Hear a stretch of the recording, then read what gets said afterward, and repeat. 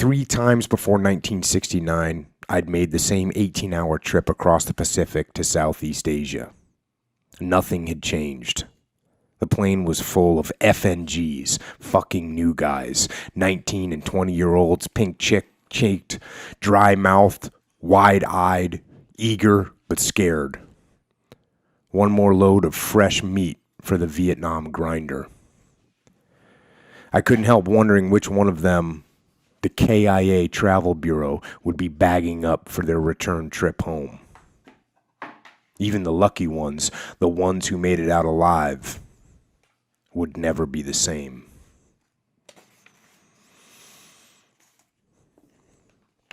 And he talks about arriving, so he gets to Vietnam, and he talks about arriving in the headquarters, a guy named General Ewell's headquarters. And you've heard me talk about this before, about how some of the bases in Iraq, they were really, really nice, all built up. They had Starbucks on them, they had swimming pools, they had nice gyms, they had movie theaters on bases in Iraq. I know, it sounds crazy for people that didn't go there, but that's what America does. We have awesome logistics. We have awesome support. We have a really well-funded, and you know what? We're going to build a big base over there. We're going to make it pretty nice. And it's the same thing here that Hackworth rolls into in Vietnam. And here we go. Back to the book. I walked off the pad and jumped into a Jeep with a kid behind its wheel waiting to run me over to General Ewell's headquarters. The ride was an eye-opener. Nearly 10,000 rear echelon motherfuckers, REMFs to the grunts out on the line, were stationed in Dong Tam, surrounded by all the creature comforts. I saw a miniature golf course and a swimming pool.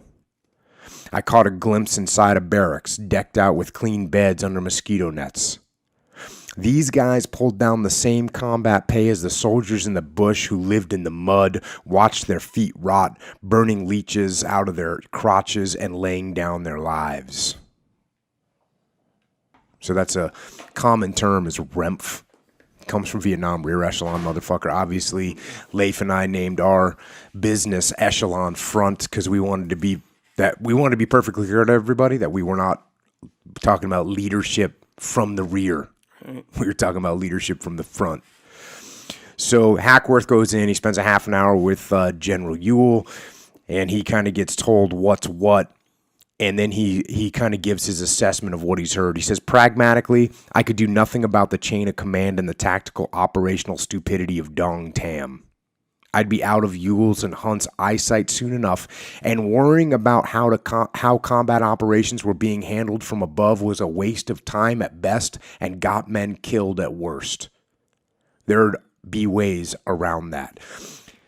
The reason I highlighted that paragraph is because a lot of times I get asked questions from troopers out there that say, hey, I got this issue with my boss is doing this, my boss is doing that.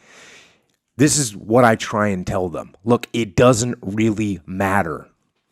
You got to get out there in the field and you make some space and then you execute how you execute. I'm not saying you're going to disobey, but people can't control you. And as long as you're accomplishing the mission, you're finding the best way to do it, you're going to be fine. So don't get all caught up in exactly what the boss is saying. Let's figure out what the spirit of what the boss is saying. Let's see what they want to get accomplished, and then you go out and make it happen. Because no boss should be telling you something that's completely out of sync with what your goals are. I mean, damn sure in the military, you shouldn't be getting told something like, hey, get your guys killed or give up sensitive information or lose the war. No one's going to tell you to do that. They're going to tell you to keep your guys alive. They're going to tell you to make progress on the battlefield. So when you get that sort of, when you pull that commander's intent out of people, and you know what it is that they want you to accomplish, go forward and accomplish it. Don't get all caught up in the little details that you might not agree with. They're not going to make that big of a difference out there.